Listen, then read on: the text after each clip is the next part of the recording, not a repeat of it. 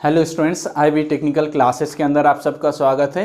आज हम लोग बहुत आसान और बहुत इम्पॉर्टेंट टॉपिक बात करने जा रहे हैं टेस्टिंग एंड मेजरमेंट के अंदर। तो मेजरमेंट के अंदर एक इक्विपमेंट यूज़ किया जाता है जिसका नाम मेगर होता है, और इस उपकरण का जो काम है या इस उपकरण का जो हम लोग उपयोग करते हैं वो इंसुलेशन रेसिस्टेंस को मेज़र करने के लिए। सबसे ज़्यादा जो इम्पॉर्टेंट चीज़ है वो ये जानना है कि हम लोग टेस्टिंग एंड मेज़रमेंट के अंदर इंसुलेशन के रेसिस्टेंस के मेज़रमेंट की बात क्यों करते हैं। तो इंसुलेशन की रेसिस्टेंस की बात बहुत ज़्यादा इम्पॉर्टेंट है, क्योंकि कोई भी इलेक्ट्रिकल मशीन तभी वर्क कर पाएगा जब उसका इंसुलेशन प्रॉपरली काम करेगा, यानी उसका इंसुलेशन का स्ट्रेंथ प्रॉपरली बना हुआ होगा। यदि इंसुलेशन फेलवर हो जाता है यानी कि आपका पूरा मशीन ही फेलवर हो जाएगा, आपस में वाइंडिंग के अंदर शॉर्ट सर्किट हो जाएगा या आपका बॉडी के अंदर करंट आने लगेगा। तो किसी भी मशीन को सक्सेसफुल रन कराने के लिए, ऑपरेट कराने के लिए उसके अंदर का जो इंसुलेशन है वो प्रॉपरली वर्क करते रहना चाहिए। यदि किसी भी केस के अंदर चाहे लाइफ उसका ज़्यादा हो गया हो या किसी और इन्वायरमेंटल इफेक्ट के कारण यदि उसके अंदर लगा हुआ इंसुलेशन फेलवर हो जाता है या उसकी प्रॉपर्टी कम हो जाती है, इंसुलेटिंग उसकी प्रॉपर्टी घट जाती है, डाइलेक्ट्रिक स्ट्रेंथ कम हो जाता है, तो उस स्थिति के अंदर मशीन के फेलवर होने की पॉसिबिलिटी बहुत ज़्यादा बढ़ जाती है। तो हमको समय समय पर क्या करना होता है, मशीन के परफॉर्मेंस को चेक करने के लिए और मशीन आपका प्रॉपरली रन करे उसके लिए उसके अंदर लगा हुआ इंसुलेशन के रेसिस्टेंस को मेज़र करना होता है। तो जिस उपकरण की सहायता से मेज़र करते हैं उसी का नाम मेगर होता है, और इंसुलेशन रेसिस्टेंस को मेज़र करना ये बहुत इंपॉर्टेंट होता है किसी भी मशीन के सक्सेसफुल ऑपरेशन के लिए। तो हम लोग आज मेगर किस तरह से वर्क करता है, मेगर के अंदर का कंस्ट्रक्शन किस तरह से है, इसका ऑपरेटिंग प्रिंसिपल क्या है, कंस्ट्रक्शन क्या है, वो सारी बात हम लोग आज डिटेल के अंदर जानेंगे। ठीक है, तो इसके अलावा आप मशीन के इंसुलेशन की बात करें या पूरा ओवरऑल पावर सिस्टम के अंदर भी आपने देखा होगा जगह जगह पर इंसुलेटर लगा हुआ होता है या इंसुलेटिंग डिस्क लगा हुआ होता है, वो भी बहुत इंपॉर्टेंट होता है। यदि आपका इंसुलेटिंग डिस्क चाहे वो किसी प्रकार का भी इंसुलेटिंग डिस्क लगा हो, यानी आपका डिफरेंट टाइप का इंसुलेटर हम लोग पावर सिस्टम के अंदर यूज करते हैं, तो वो इंसुलेटिंग डिस्क आपका प्रॉपरली उसका इंसुलेशन बना हुआ है, वो पूरे पावर सिस्टम को सक्सेसफुल ऑपरेशन के लिए ज़रूरी होता है। यदि इंसुलेटिंग प्रॉपर्टी कम हो जाए या इंसुलेशन फेलवर हो जाए तो आपका बॉडी के अंदर यानी कि आपका टावर के अंदर करंट फ्लो होने लगेगा और लाइन टू अर्थ फॉल्ट हो जाएगा, शॉर्ट सर्किट हो जाएगा। तो वहां पर पावर सिस्टम के अंदर भी इंसुलेटिंग प्रॉपर्टी बहुत ज़रूरी होती है। और सिमिलरली यहाँ पर जब मशीन के मेंटेनेंस की बात की जाती है तो मशीन के मेंटेनेंस और टेस्टिंग के अंदर ये उसका इंसुलेशन को टेस्ट करना, उस इंसुलेशन रेसिस्टेंस को मेजर करना, ये एक इंपॉर्टेंट फैक्टर होता है। तो आज हम लोग जानेंगे कि इंसुलेशन को किस तरह से हम लोगों को मेजर करना, इंसुलेशन रेसिस्टेंस किस तरह से मेजर किया जाता है। तो मेगर आपका एक उपकरण है जो बहुत हाई रेसिस्टेंस को मेजर करता है, इसीलिए हम इसके अंदर जो मेजर करते हैं वो मेगा ओम को मेजर करते हैं, यानी बहुत हाई रेसिस्टेंस को, इसीलिए इसको मेगर कहा जाता है, यानी मेगा ओम के अंदर ये रेसिस्टेंस को मेजर करता है। तो यहाँ पर हम लोग को दो तरह के इंसुलेशन रेसिस्टेंस को हम लोग इसकी सहायता से माप पाएंगे। यानी किसी दो वाइंडिंग बंधा हुआ है, मान के चलिए 3 फेज आपका मोटर है, तो दो वाइंडिंग आपस में नहीं टकराए उसके लिए हम लोग क्या करते हैं, बीच में इंसुलेशन देते हैं ताकि आपका आर फेज और वाई फेज अपना अपना प्रॉपरली काम करे। आर का आपका आउटपुट अलग, वाई का आउटपुट अलग। अगर मोटर है तो इनपुट ले रहे हैं तो आर का इनपुट और वाई का इनपुट आपस में टकराए नहीं, आर के फेज वाइंडिंग के पास सेम अपना करंट आया, बी के पास अपना है, और इसी तरह अलग अलग फेज में सेपरेट करंट आए, ताकि अगर आपस में अगर इंसुलेशन फेलवर हो जाएगा तो ये दोनों फेज करंट आपस में यदि टकरा जाता है तो वाइंडिंग के अंदर शॉर्ट सर्किट होगा और वाइंडिंग आपका जल जाएगा, मेल्ट हो जाएगा, डैमेज हो जाएगा। तो उससे बचने के लिए दो फेज के बीच में यानी आर और वाई फेज के बीच में चाहे बी फेज के बीच में इंसुलेशन लगा हुआ होता है, वो इंसुलेशन प्रॉपरली वर्क कर रहा है नहीं कर रहा, उसको हम लोग मेगर की सहायता से मेजर करेंगे। दूसरा आपके बॉडी के अंदर आर वाई, ये मान के चलिए सिंगल फेज मोटर है, आर वाई भी नहीं है, चाहे आपका 3 फेज है, तो उस वाइंडिंग के अंदर और बॉडी के बीच में भी हम लोग इंसुलेशन देते हैं ताकि आपका जो करंट फ्लो हो रहा है वाइंडिंग के अंदर वो करंट बॉडी के अंदर नहीं चला जाए। तो बॉडी के अंदर करंट आने से बचाने का काम कौन करेगा? तो वहां पर बीच में लगा हुआ इंसुलेशन, यानी बॉडी और वाइंडिंग के बीच में भी इंसुलेशन हम लोग प्रोवाइड करते हैं। इसके अलावा वाइंडिंग और वाइंडिंग यानी 2 वाइंडिंग या 3 वाइंडिंग के बीच में भी इंसुलेशन प्रोवाइड करते हैं। तो एक वाइंडिंग और बॉडी के बीच में जो इंसुलेशन प्रोवाइड करते हैं वो इंसुलेशन भी इंपॉर्टेंट है। यदि वो इंसुलेशन फेलवर हो जाता है या उसकी प्रॉपर्टी कम हो जाती है, डाइलेक्ट्रिक स्ट्रेंथ फेलवर यानी घट जाता है, उस स्थिति के अंदर बॉडी के अंदर करंट आने लगेगा और किसी भी इंसान को शॉक लगने का चांसेस बन जाएगा। तो हम लोग को दोनों केस में मशीन की अगर हम सेफ्टी चाहते हैं तो भी आपका इंसुलेशन बना हुआ होना चाहिए, और अगर हम वर्कर की सेफ्टी की बात करें तो भी इंसुलेशन बना हुआ होना चाहिए। या दोनों केस के अंदर इंसुलेशन एक बहुत इंपॉर्टेंट रोल निभाता है। तो वो इंसुलेशन का रेसिस्टेंस हमको मेजर करना है, ताकि इंसुलेशन रेसिस्टेंस जो हम लोग डिजाइन के समय दिया था या कंस्ट्रक्ट किया था वो आपका रेसिस्टेंस बना हुआ है या नहीं बना हुआ है। यदि रेसिस्टेंस घट जाता है, डाइलेक्ट्रिक स्ट्रेंथ घट जाती है, तो उस स्थिति के अंदर आपको इंसुलेशन को चेंज करना होगा। लेकिन इंसुलेशन घटा है या बढ़ा है वो हमको पता कैसे चलेगा? तो मेगर की सहायता से हमको पता चलेगा। तो ये 2 पॉसिबिलिटी है जो हमने बताया, वो हम लोग यहाँ पर डायग्राम की सहायता से दिखाया है। तो आपका आर और वाई फेज है, इसके बीच में कुछ इंसुलेशन लगा हुआ होगा। इस इंसुलेशन को हम लोग मेगर की सहायता से मेजर करेंगे कि आपस में यहाँ पर का इंसुलेशन जो है वो प्रॉपरली है या नहीं है। दूसरा, अगर हमको ये 2 आपका फेज के बीच में आपको अगर रेसिस्टेंस मेजर करना है तो इस तरह से करेंगे। अगर मान के चलिए आर और बी के बीच में चेक करना है तो ये टर्मिनल यहाँ से निकाल कर यहाँ पर आप कनेक्ट कर देंगे और चेक करेंगे कि इस और इस वाइंडिंग के बीच का जो आपका इंसुलेशन है वो प्रॉपरली काम कर रहा है या नहीं कर रहा, उसकी जो ओम की वैल्यू है, रेसिस्टेंस की वैल्यू है, वो पर्याप्त है या नहीं है। तो हम लोग किसी भी 2 वाइंडिंग के बीच के हम लोग रेसिस्टेंस को कैलकुलेट कर सकते हैं। इसके अलावा किसी एक वाइंडिंग और बॉडी के बीच में यहाँ पर कुछ इंसुलेशन दिया हुआ होगा, ताकि आपका क्या हो जाए, ये करंट जो वाइंडिंग के अंदर जा रहा है वो बॉडी के अंदर नहीं आए। तो उसको हम लोग किस तरह से मेजर करेंगे? तो हम लोग मेगर का 2 टर्मिनल होगा, जिसमें एक टर्मिनल हम वाइंडिंग से कनेक्ट करेंगे और दूसरा टर्मिनल हम लोग मोटर या आपका जो भी मशीन है उसके बॉडीज के अंदर कनेक्ट करेंगे और देखेंगे कि बॉडी और इन वाइंडिंग के बीच में कितना प्रतिरोध का मान कितना आ रहा है। यदि पर्याप्त मात्रा में है, ओम की वैल्यू अच्छी है, तो इसका मतलब बीच में करंट फ्लो होने का चांस नहीं है। यदि आपकी रेसिस्टेंस की वैल्यू बहुत कम गई है, घट गई है, इसका मतलब यहाँ से बॉडी से करंट पास हो जाएगा, यानी वाइंडिंग से करंट पास होगा और बॉडी के अंदर करंट आने लगेगा और आपका शॉक लगने का चांसेस बन जाएगा। तो ये तो ओवरव्यू दोनों का हो गया। अब हम लोग बात करते हैं मेगर का एक्चुअल कंस्ट्रक्शन किस तरह से होगा और किस तरह से काम करेगा। तो पहले कंस्ट्रक्शन हम लोग देख लेते हैं। तो कंस्ट्रक्शन के अंदर जो इंपॉर्टेंट पार्ट होता है वो ये वाला पार्ट होता है, जिसकी सहायता से हम लोग मेगर के अंदर हम लोग वोल्टेज जनरेट करते हैं। तो मेगर के पास अपने से पहले, यानी यहाँ से हम जो बोल रहे हैं कि सप्लाई दे रहे हैं, 2 टर्मिनल कनेक्ट किया, तो मेगर की सहायता से हम लोग वोल्टेज देते हैं किसी भी मशीन को, है ना जी। यहाँ पर टेस्टिंग करते हैं तो जो वोल्टेज होता है ये पहले से नहीं होता, वोल्टेज हम लोग मेगर के अंदर जनरेट करते हैं। तो यहाँ पर एक डीसी जनरेटर लगा हुआ होता है, इसी डीसी जनरेटर की सहायता से हम लोग मेगर के अंदर आपका वोल्टेज को जनरेट करें। यानी जनरेटर अलग नहीं है, ये मेगर के अंदर का ही भाग है, यानी मेगर के अंदर ही एक जनरेटर लगा हुआ होगा, जिस डीसी जनरेटर की सहायता से हम लोग वोल्टेज जनरेट करेंगे। और जनरली जो वोल्टेज जनरेट होता है ये हायर वोल्ट वैल्यू होता है, लगभग आपका 500 वोल्ट हम लोग वोल्टेज यहाँ पर डीसी जनरेटर की सहायता से जनरेट करते हैं। इसके अलावा हायर रेटिंग का भी आता है, यानी 1000 वोल्ट और 1500 वोल्ट का भी आपका जनरेटर इसके अंदर लगा हुआ होता है। डिपेंड करता है आपकी मेगर की रेटिंग क्या है, अलग अलग रेटिंग का मेगर आपको मार्केट के अंदर अवेलेबल होगा। तो मिनिमम जो वोल्टेज जनरेट होता है वो 500 वोल्ट होता है मेगर के अंदर। तो ये हम लोग को आपको मालूम होगा जनरेटर का वर्किंग प्रिंसिपल। जैसे ही हम लोग क्या करेंगे, यहाँ पर आपका आर्मेचर लगा हुआ है, कॉइल लगा हुआ है, मैग्नेटिक फील्ड यानी मैग्नेट लगा हुआ है।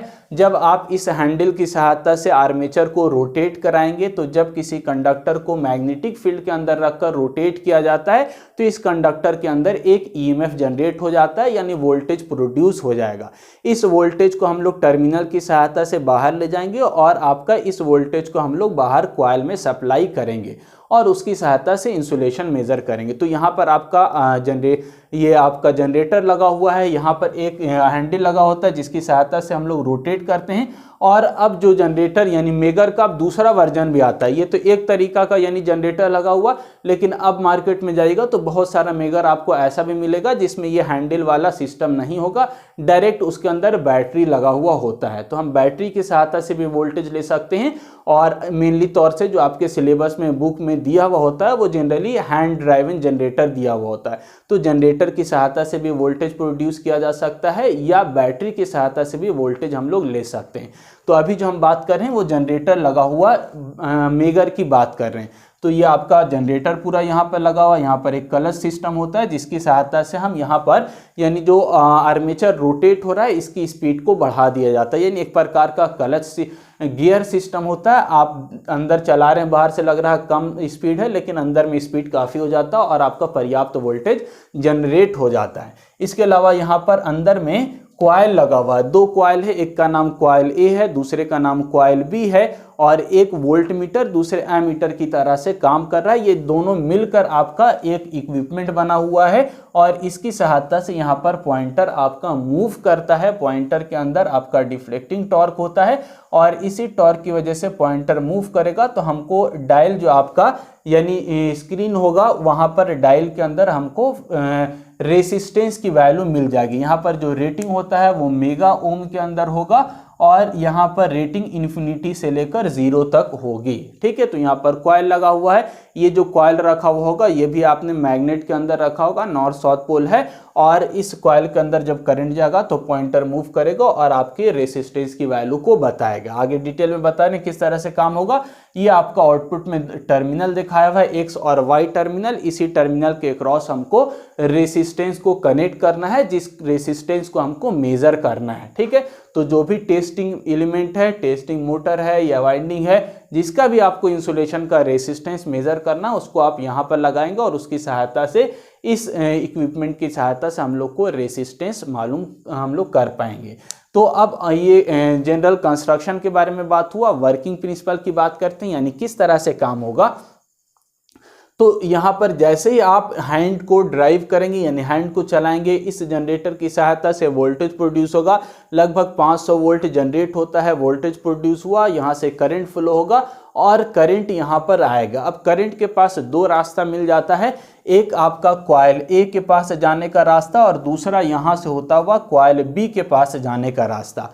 तो अब यहाँ पर मेन समझना है वर्किंग यहीं पर, बस थोड़ा सा आपको वर्किंग बहुत आसान है। तो ये जो करंट आएगा, करंट के पास दो पाथ, दो रास्ता मिल जाएगा। एक R1 से होता हुआ करंट कॉइल ए के पास आएगा, दूसरा आपका करंट यहाँ से होता हुआ टर्मिनल से होता हुआ करंट यहाँ से होता हुआ कॉइल बी के पास आएगा। अब इसके अंदर दो केस हो सकता है, कॉइल बी के पास और ए के पास कब करंट आएगा। तो कॉइल ए के पास तो आएगा जैसे ही आप यहाँ से जनरेटर चालू कीजिएगा तो कॉइल यानी हैंड को ड्राइव करना चालू कीजिएगा तो आपका यहाँ से करंट फ्लो होगा और कॉइल ए के अंदर करंट अवेलेबल हो जाएगा। लेकिन कॉइल बी के अंदर करंट तभी अवेलेबल होगा जब ये वाला टर्मिनल आपका क्लोज होगा। ये टर्मिनल कब क्लोज होगा, जब आप मेगर को कनेक्ट करेंगे, यानी जो भी इंसुलेशन मेजर करना है वहां से आप टर्मिनल को कनेक्ट करेंगे तभी आपका इस वाले पार्ट के अंदर करंट आएगा। तो जब ये दोनों टेस्टिंग एलिमेंट कनेक्ट होगा तो यहाँ से कुछ करंट आएगा और कॉइल बी के अंदर करंट फ्लो होगा। तो अगर हम मान के चलते हैं कोई भी अभी हमने टेस्टिंग एलिमेंट कनेक्ट नहीं किया, ये टर्मिनल ओपन है, यानी दोनों टर्मिनल जो था हमने मेगर लिया और मेगर का दोनों जो टर्मिनल था पॉजिटिव निगेटिव टर्मिनल ये ओपन था। तो इस स्थिति के अंदर क्या होगा, तो इस स्थिति के अंदर जैसे वोल्टेज जनरेट कीजिएगा, आप जनरेट वोल्टेज कीजिएगा तो आपका करंट फ्लो होने लगेगा और यहाँ से आप देखिएगा तो ये अपने आप में सर्किट क्लोज है। यहाँ से R1 से होता हुआ कॉइल ए से होता हुआ करंट यहाँ से रिटर्न हो जाएगा, यानी आपका करंट फ्लो होगा। तो जब आपका कोई भी एलिमेंट नहीं है और ये ओपन है तो उस स्थिति के अंदर कॉइल ए के अंदर करंट फ्लो हो जाता है और होने की स्थिति में क्या होगा उसको ध्यान से समझिए। तो अगर आपने मेजरमेंट पढ़ा होगा तो वहाँ पर आपको मालूम होगा जब दो कॉइल है और दो कॉइल के अंदर आपका फ्लक्स जनरेट होगा तो कॉइल ए के अंदर जब करंट प्रोड्यूस होगा तो यहाँ पर कुछ फ्लक्स होगा जिसका नाम हम फाई ए दे सकते हैं। यहाँ पर जब कुछ करंट पास होगा तो यहाँ पर कोई फ्लक्स होगा जिसको हम phi बोलेंगे, और जब दोनों फ्लक्स आपस में इंटरैक्ट करेगा तभी आपका डिफ्लेक्टिंग टॉर्क प्रोड्यूस होगा। यानी टॉर्क जो डेवलप होगा इस पॉइंटर के मूवमेंट के लिए, यानी ये पॉइंटर तभी मूव करेगा और अपनी जगह से हटेगा जब दो टॉर्क मिलेगी, यानी दो फ्लक्स आपस में इंटरैक्ट होगा, एक कॉइल ए की वजह से दूसरा कॉइल बी की वजह से। यदि केवल एक फ्लक्स होगा तो आपका इस पॉइंटर के अंदर डिफ्लेक्टिंग टॉर्क प्रोड्यूस नहीं होगा। क्यों नहीं होगा, किस तरह से होता है, तो हम ये मान के चल रहे हैं, आप मेजरमेंट के अंदर इस तरह का डिफ्लेक्टिंग टॉर्क का इक्वेशन बहुत अच्छे से देखा होगा। हमने इस सिस्टम को, आप जब रिले बता रहे थे, प्रोटेक्टिव सिस्टम बता रहे थे, उसके अंदर भी टॉर्क से रिलेटेड बहुत सारी बात हमने किया था। तो हम मान के चल रहे हैं आपको ये वाला कंसेप्ट मालूम होगा, जिसके अंदर हमको ये कहा जाता है कि जब आपका फ्लक्स जनरेट हो रहा है, ये दोनों फ्लक्स जब आपस में इंटरैक्ट होगा तो डिफ्लेक्टिंग टॉर्क प्रोड्यूस होगा। तो अभी जब ओपन है तो ओपन होने की स्थिति में केवल एक ही कॉइल के अंदर करंट आ रहा है, यहां से होता हुआ, तो हम मान के चलिए ये दो मिलकर, यानी एक को आप वोल्ट यानी पोटेंशियल कॉइल, दूसरे को आप करंट कॉइल, या एक वोल्ट मीटर वाला कॉइल दूसरे एमीटर वाला, दोनों मिलकर कंबाइंड इस तरह का संरचना बना हुआ है, तो केवल एक ही से करंट फ्लो हो रहा है, तो आपका टॉर्क डेवलप नहीं होगा। और जब टॉर्क डेवलप नहीं होगा तो पॉइंटर जो आपका रीडिंग शो करेगा वो इन्फिनिटी रीडिंग शो करेगा। इन्फिनिटी रीडिंग शो करने का मतलब क्या हुआ कि यहाँ पर का जो प्रतिरोध की वैल्यू है, जब ओपन है इसका मतलब सट रहा नहीं, तो ओपन जब रहेगा तो एयर का इंसुलेशन बहुत ज़्यादा है, तो इसका मतलब वो इन रेसिस्टेंस की वैल्यू क्या है, इन्फिनिटी है, बहुत अधिक है। क्योंकि ओपन है तो आप ऐसे भी पढ़ा होगा, ओपन सर्किट के अंदर प्रतिरोध का मान क्या होता है, इन्फिनिटी होता है। तो जब ओपन है तो उस समय आपका जो प्रतिरोध का मान है वो आपका रीडिंग क्या शो कर रहा है, इन्फिनिटी शो कर रहा है। लेकिन जैसे ही दूसरा केस आ जाता है, यानी यहाँ पर कुछ टेस्टिंग एलिमेंट आप लगा दीजिएगा, यानी कनेक्ट कीजिएगा, तो अब टेस्टिंग एलिमेंट कनेक्ट करने की वजह से दूसरे कॉइल के अंदर, यानी कॉइल बी के अंदर भी करंट फ्लो होने लगेगा, चाहे माइनर करंट फ्लो हो, ठीक है। तो अगर मान के चलिए यहां से आप लगाए, दूसरा टर्मिनल यहां पर आप लगा दिया, तो यहां से इंसुलेशन जो है, उस इंसुलेशन से होता हुआ कुछ ना कुछ करंट पास होगा, और उस करंट की वजह से आपका कॉइल बी के अंदर करंट आएगा, और जैसे ही कॉइल बी के अंदर करंट आएगा तो यहाँ पर डिफ्लेक्शन यानी टॉर्क डेवलप होना चालू हो जाएगा, और जैसे ही टॉर्क डेवलप होगा तो ये पॉइंटर मूव करेगा, और जितना ज़्यादा करंट यहाँ से फ्लो करेगा उतना ज़्यादा डिफ्लेक्शन शो करेगा, और यहाँ पर इस तरह से आपका मेगा ओम के अंदर रीडिंग शो करेगा, ठीक है। तो इस तरह से इन्फिनिटी से लेकर 0 तक आपका कितना प्रतिरोध है वो हम लोग को रीडिंग यहाँ पर शो करने लगा। अगर मान के चलिए हम क्या कर देते हैं, इन दोनों को आपस में शॉर्ट कर देते हैं, शॉर्ट कर दिया, इसका मतलब क्या हुआ, इसका मतलब हुआ कि डायरेक्ट जो करंट है वो इस कॉइल के अंदर तो कम, लेकिन यहां से आपका शॉर्ट हो गया तो करंट पूरा का पूरा क्या है, कॉइल बी से पास होने लगेगा।